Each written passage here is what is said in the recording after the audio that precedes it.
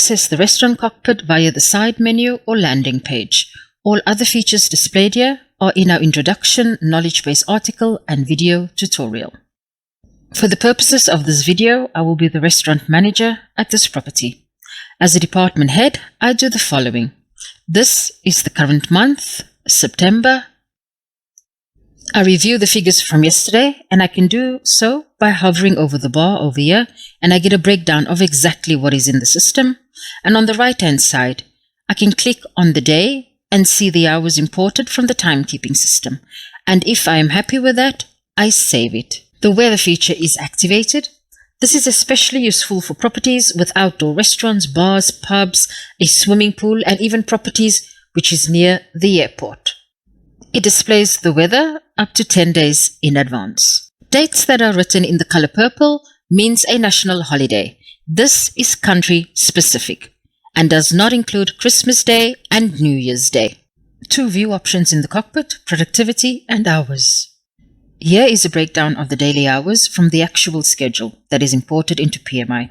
Various indicators on this chart covers restaurant revenue, which includes food and drinks, smart forecast, productive hours, and so forth. Click a legend to activate it on the graph. Everything to the left of the black dotted vertical line are the historic hours and what the smart forecast was. To the right, the hours in the current schedule. I can check if yesterday's figures are correct. If there is good alignment, great. However, let's deep dive into the figures. Here I can see that one of our waitrons was sick, that we did not replace. There was no training yesterday. We used almost 75.5 hours, which is just, under 10 hours from the smart forecast. And reading the shift handover notes from yesterday, I see it all went well. There was a table of 12 that had a set menu. So by us not replacing that waitron, did not have a negative effect on the guest experience. And that is good news. So what can I learn from the past 23 days? Are there days where we were overstaffed or even understaffed? How was the service affected by the different staffing levels versus the actual activity levels? Did it impact the guest experience? What are the reviews on the various social platforms? Or did we get some feedback from the team? Over and understaffing can be a tricky one because when we are understaffed, then the team does not have enough time to take care of the guests as per our service standards. It also affects our revenue negatively. We could have sold several starters to the guests instead of only taking main course orders or even a dessert with a coffee. But as we were understaffed and not enough time, we missed the opportunity to upsell. And if we are overstaffed, we run the risk that our team is standing around and not necessarily being very proactive and productive. It's too late to adjust this now. However, is there anything we can do to improve on the results for this month? For example, speak to the front office manager to ensure at check-in the receptionists are aware of the opening hours of our restaurant and is actually recommending it to our in-house guests and walk-ins alike. Other factors to consider in the long run. Is our location easy to find? Does the restaurant have a unique selling point? For example, lots of local dishes, large windows with views overlooking the bay or the snow-topped mountains. Do the staff meet and greet all our guests? Is it perhaps time for a new concept? Could we close one of the restaurants we have and combine the relevant services in one place? What do our guests want? Does the restaurant look nice? Does it look inviting? How about the ambience? Does the color scheme work or is it outdated? The lighting, the tables, the chairs, our napkins, the salt and pepper cruet sets. Are these all in good condition or should we be investing in new equipment? Are the public restrooms cleaned and maintained during opening hours so that the entire guest experience is pleasant and memorable? When last did I do something for the well-being of my team? When was the last time we had an occupational health and safety course for the team? Moving on to the future. This I can do something about today. The blue bars represent what is in the actual schedule. How aligned are the hours with the smart forecast? Are there differences? Let's take a closer look. Are there days that I am understaffed or overstaffed compared to the amount of covers and revenue expected for the rest of the month? Can I move around the hours a bit so that I have the correct staffing levels where needed? A few minor tweaks here and there should be enough to get a favorable result at the end of the month. Best practice recommends looking 7 to 10 days ahead, and that would take me to the end of the month. Moving down further on the left here, you can follow the accumulated hours month to date or include the hours scheduled by month end. Choosing your local currency allows you to follow the accumulated labor cost per hour, which is calculated based on your reported total labor cost. Two more view options here. Total productivity. This includes productive and non-productive hours. Your non-productive hours are hours that are paid for by the property, but it was not part of your regular workday. So it could include PMI training, short and long-term sick leave, mandatory fire drill and evacuation training, and so on. The other, operational productivity, is the productive worked hours.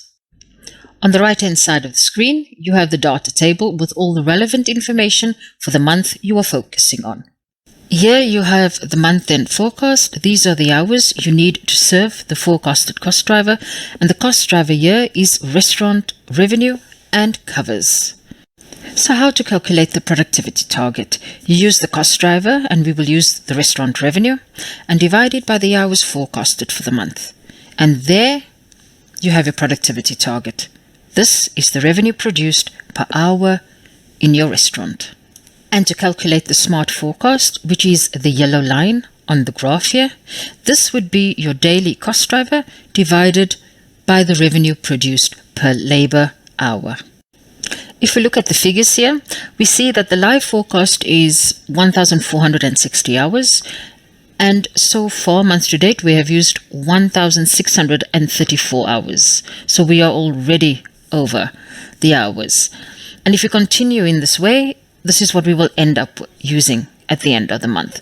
So with a couple of changes I intend doing for the next 7 days, I should be able to align the hours so that it's within the forecast for the month. All these figures are updated daily from your property management system, PMS, to ensure you can make good decisions at any time. You can manually input hours here. If, for example, the hours have not been scheduled in your timekeeping system, or you've forgotten because someone is sick and you needed another person to work. However, changes you make manually here will not be reflected in your TKS. Also, all the hours from the schedule module will appear here. Use the note function as often as needed. This is a great way to keep track of unforeseen hours used on a specific day. It could be anything from staff on training or even sick leave. In this specific example, we had a flight cancellation, so we had to open our restaurant on Sunday to accommodate 40 persons for a buffet dinner. As soon as the comment is saved here, it automatically appears on the management perspective for your general manager to see. It's always useful to understand how we ended up with the result. A little bit more on the data table here. The red horizontal line, everything above is the historic days, your past days, and then everything below is all future days. The highlighted one over here is today's date, so that's always in a darker font. Here above, you see the timekeeping system here is called time plan, and here you can see that these hours have been approved in the system. And then looking for today and then tomorrow for the next 2 days, then you see that it's in the color red, and this is because it is future hours that has not yet been updated in the system. And another example, just to show you very quickly, this is a cockpit that has not been saved from yesterday. And as you can see here, the time plan hours, the timekeeping system is in red, so hasn't been saved yet in the system. You are also able to click on any past day on your TKS system, and here you get an overview of all the hours used and exactly what it was. Further down on the data table is your month-to-date figures. Here you see how you are doing so far this month compared to the forecast, and month-end to see what you will end up with if you want to continue in this manner. This gives you a quick glimpse into any major changes that may be needed for the rest of the month. Here you also have the current average rate per hour, including social cost. Be sure to check that this is correct as it affects the labor costs. Depending on user rights, this may be only visible for you as the cockpit owner. And here, the scheduled hours. This shows the hours added in your PMI schedule. Unspecified means that it's imported from the timekeeping system or only scheduled as lump sums, and that means without a name. And one last comment on the graphs. Here's an example of shifts that are missing for the day. Let's do a quick recap of the daily routines in the cockpit. Labor cockpits should be saved at least 5 times a week by the cockpit owner. Update your timekeeping system before working in the cockpit. Look at the current month. Check the hours for yesterday and do adjustments if needed by clicking on the plus sign. If you don't yet have a TKS system installed, you will need to add the actual hours manually. Click on the plus sign for that specific day and enter the hours.